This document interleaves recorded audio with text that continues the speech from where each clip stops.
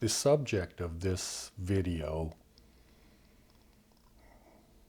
is about the question that is constantly inquired by most spiritual people, and that is, what am I? Who am I? And I take that back. What I mean is, I've heard so many gurus talk about this subject. And in a way, I find that their answers are in a way quite insidious and quite, I guess, evil is one way. I'm not entirely sure how to frame it. I mean, to me personally, it's like the concept of a person that is maybe starving, or let's say they came out of the desert and their lips are all cracked and dried, and if they don't get water soon, they're going to die, and you have a whole bunch of water with you. And what you give them is a hacksaw, or you give them a hammer and say, here you go, this will do you good.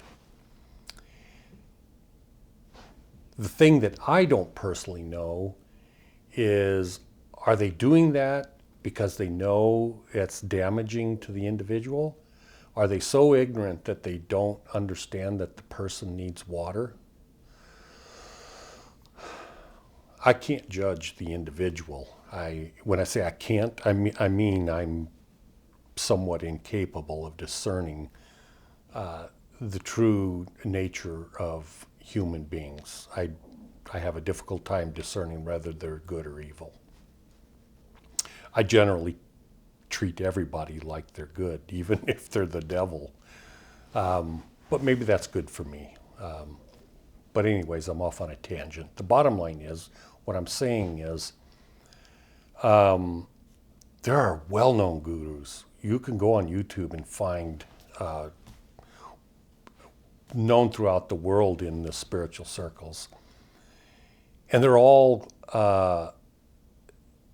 you see these people that are just seemingly, no, not in seemingly, in their hearts and souls, they are just wanting to know, what am I? Who am I? Why am I here? Where am I going? What is it? And they're just genuinely concerned, and they want to know. And I find it insidious that the gurus, maybe they're doing it out of love, and maybe they're just completely ignorant. Well, if they're not ignorant, they're evil to the core, because their answers are based in ignorance, and it follows a path of evil. So let me explain. What they do, and I don't want to get off on a tangent too much of dissing existing gurus, but you have to, because that's the entirety of the world. There's nobody out there that teaches the truth that I'm aware of, and I've looked far and wide. So what happens is, the people don't know and they ask. They're coming to the gurus for help. Please help me. What am I? Where am I going? And the guru will use this personification of this overwhelming knowledge and wisdom and godliness, and they are very persuasive in how they communicate, and they will take a person and lead them down this path of saying, look inside. Don't listen to the mind, it's chatter. It will distract you. The self was there before you even asked, who am I? What am I? It was there in the very, very beginning. Let's get back to that. And then anything more than that is chatter and this and that. And pay attention to the self. Go inward. And what do you discover? The God particle, the God self, where if you just continue to go deep and totally block the outside world chatter, what you're going to find is that many have said, I am that. Well, what is that? Well, the only thing that is God. There isn't anything that isn't that in this physical reality. But here's the problem with that. You say, well, I'm not the ego. I'm not a truck driver. I'm not a physical body. And you keep going and going and going until there's nothing left to grasp except the creator of all things, God. So now what in reality is you have attached to God, thinking that you are non-dual with God because you are now an awareness. You've been reduced to the essence of an awareness. And what is that awareness? Well, their leap in logic and everything is that awareness is God. But that is absolutely not true. Because God is not unaware. A person asking, what am I, is not aware. It cannot be God. That's the crux of the message of Advaita. Not to. But it isn't what they teach. You can't get the truth on your own. You can't go inside and get it. It's like saying, if I had a fine bottle of wine, to get the taste of that, go inside. No, that's not true. You have to go outside to get the wine, to bring it inside. That's the only way to get the taste of the wine. There is no other way. That escapes everyone. The whole point and purpose of this created reality is for you personally to use the faculties of this physical body and mind and brain to discover what you are. You're not going to get it by just going deep and cutting out the chatter. The chatter is what God created. The chatter is the reality constantly impinging upon you. You are in the process of creating yourself from the chatter. A quick tangent gets back to the fact that you are not a physical entity. You are not something. You are nothing from no thing, the same as God. That's what, when Jesus said, I and the Father are one, and Advaita says not two, that doesn't mean that Jesus was God, and it doesn't mean everything is one. But unless you get divine input from outside, and you can't get it from outside, you can't get it from God without actually inquiring. And if you listen to the gurus that lead you on this slippery slope of path, and to not ask God, because you actually think you are God, that's where they lead you, you're going to be stunted, possibly for all eternity. Now, does that mean there's anything deleterious to your eternal well-being? Absolutely not. There's nothing that isn't perfect, God created everything, therefore everything is perfect. But is love a thing? No. Is greed a thing? No. Is hatefulness a thing? No. Is love. So what is it you're doing with all of these options? Now, if you listen to them and you just go in deep and you meditate and you don't do anything except meditate and you just think and you feel this essence and you listen to them teach and they're going on and on and on and you feel this, it makes your hair raise because of the feeling and it's just so overwhelming and you get lost in this thinking that, well, yeah, you're experiencing God if you can do that. I say if because not everyone can do that. But if you do that, as they say, then you will experience God. And it is a wonderful feeling.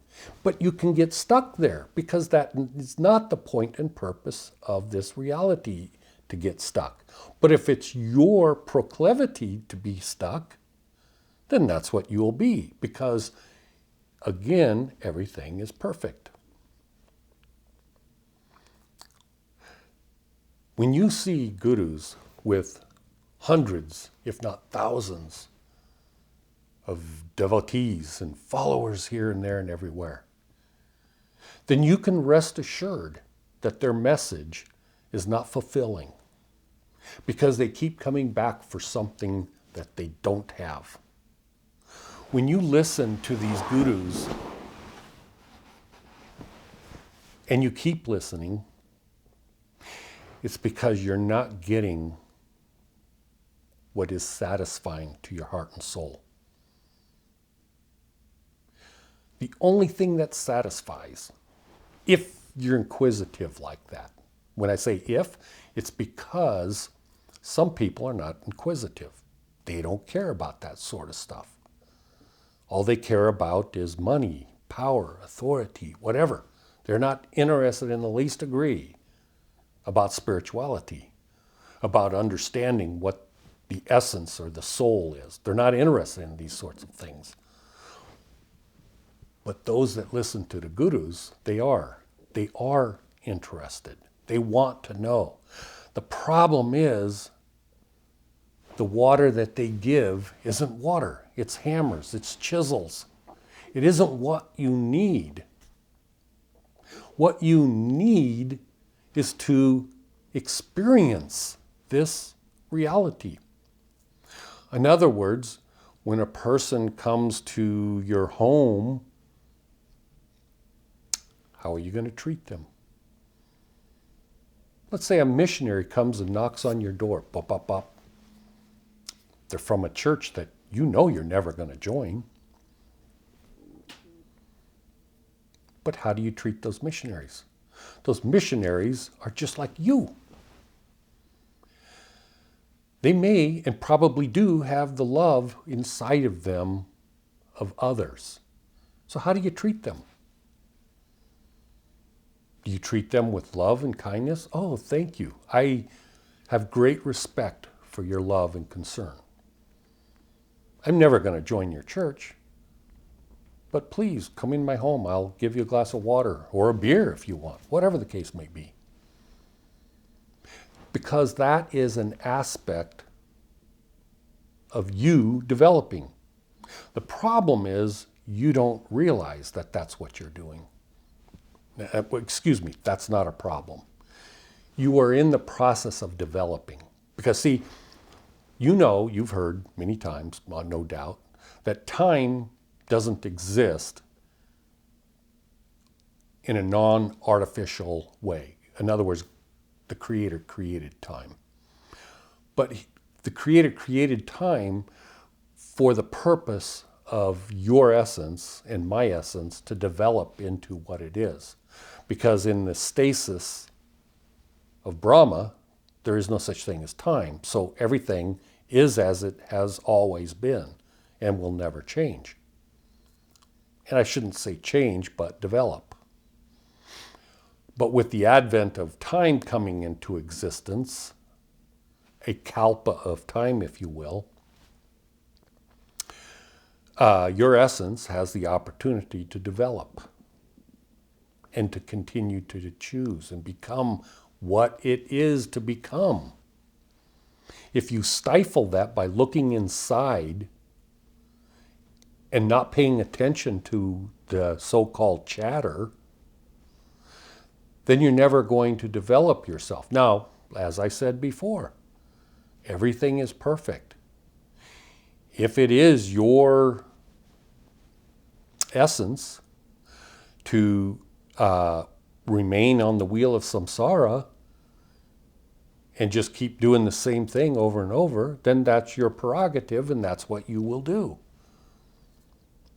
But on the other hand, if you're in a process of developing beyond, if you're in a process of transcending this reality, then you're not going to do it by looking within and just building block walls and sitting yourself inside of a cube. I mean, that's where you were before you created yourself into existence from the light of God. That's where you were. They're teaching you to go back to nothingness.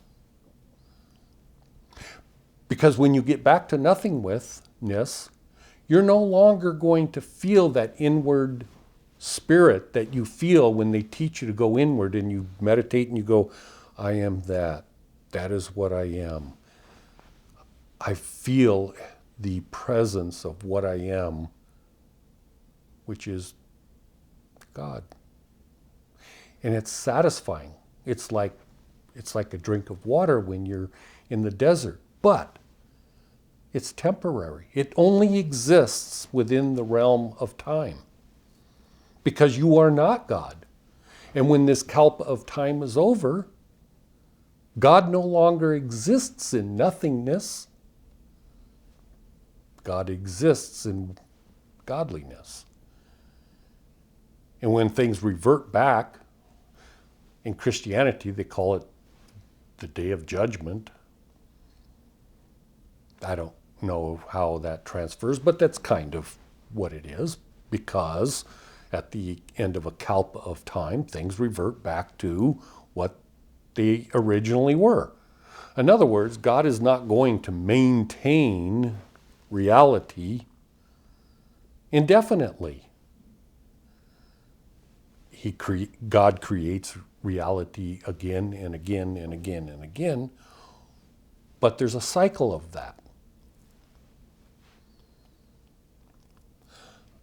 This stuff I didn't read in a book. Well, I take that back. I actually did read it in a book. It's hilarious. I think I've told that story before, but this was many years before when I didn't realize how God communicates. I was reading a book and I go, wow, that's the information I'm looking for. Wow, a yellow, highlight it and underline it. Everything else, put it away, blam. Look at it a few days later with my wife because I told her about it. Open it up. There's the yellow underline. There's the pencil marks. That. It doesn't mean anything of what I talked with her about. And I thought, what the heck happened? The knowledge was still here from what I had read, but it just wasn't there. And I didn't know what happened because I didn't realize how God communicates. In other words, you can't get the benefits of faith and prayer without faith and prayer. Does that make sense? In other words, you cannot get the benefits of walking a mile without walking a mile. You cannot feel or experience a glass of wine without drinking the glass of wine. So when you lock yourself in a cube and meditate, I am that, yeah, sure, you're feeling a very small sliver fraction of what God is. And you are that. This physical body is God. This brain is God. I didn't create any of it. None of it's me. I didn't create this reality. I have an ability to use this reality to fashion it. That's what I do with my art. But I didn't create it into existence. God did. What I do create is myself. I create myself by either being greedy or generous, love or hateful. In closing, again, I've said many times, why do I make these videos? I don't know. I honestly don't know. I'm not joking with you. I don't know. I have a damn good camera. I've been blessed with a wonderful retirement to afford it. I have a good computer. I've learned all the stuff I need to learn to make it work. But why do I do it? I don't know. And the reason I say I don't know is because in the end, how many people actually see it? I can do the computer, or no, what do you call it? Optimization, SEQ, I think it is. I forgot what the acronym is. I can do that research on the internet. I can use the words of what they might be Googled. But you know for yourself. Look it up. Look at how many views my videos get. Almost none. And I've been doing this for years. But because this world is the realm of Lucifer / Shiva, of course I'm not going to get very many people watching. So if you're watching this, I am here to tell you, there has got to be a reason for it. You're either watching it because you are from Lucifer and you're trying to discourage it somehow from anyone else seeing it, or whatever reason you're seeing this or watching this has got to be profoundly important to you personally. Because me personally, I don't know why I make the videos with such low viewership. I just do it. I guess I'm inspired from God to do it. That's why. I don't know. I like to do it. I feel good about doing it. I feel like there might be some beneficial reason why I do it.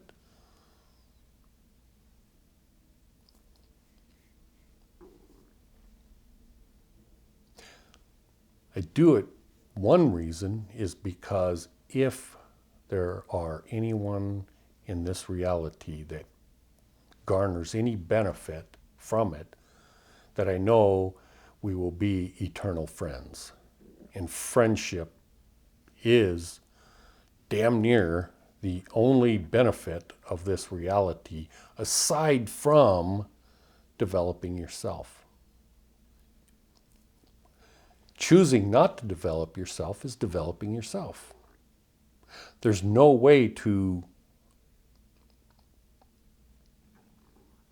destroy or pollute this particular reality that God created. It doesn't matter what you choose, you're creating yourself. You can choose to ignore what I'm teaching, and that's creating yourself. You can choose to do whatever you do. That's creating yourself. But I've never heard any gurus teach on this particular subject the correct truth of what you are.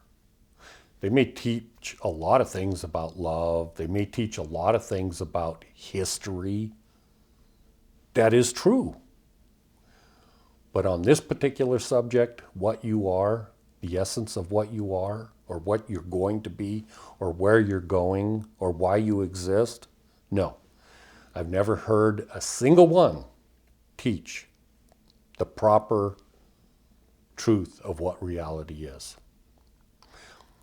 I can say the word Advaita, but there's no way to transfer what is in my heart, soul, mind to you. There's no way for that to happen. You can use, that's why Advaita has Vedanta. Advaita Vedanta. Vedanta is the end, or the culmination, if you will, of all the Vedas, and putting them all together. And if you take them all and reduce them to a single word, that single word would be Advaita. But how do you do that? I mean, God can give that to you in a vision, revelation, not a vision, but revelation, or just infuse you. But that can't happen without you actually studying all the Vedas. You actually have to do the work first before you can understand it. And you're never going to understand it without input from God. So you not only have to do the work, but then you have to inquire. What does this mean? Because if you depend upon yourself, which is this physical body, soul, and everything else, you're never going to get it. You're never going to transcend the ignorance of humanity. It's not possible. That's one of the aspects of faith, of prayer. That's one of the aspects. And if you've ever noticed, almost no gurus teach that either. None of them teach you to pray, because that's an admission of non-duality, not being real or true. Because why would you pray to yourself? Anyways, I hope this finds you well, and I hope it has something beneficial to you. Thank you very much for watching, and I hope that we could be eternal friends eventually beyond this life. In this particular life, it's very difficult for that to happen. So, anyways, thank you very much for watching. You have a good day. Bye.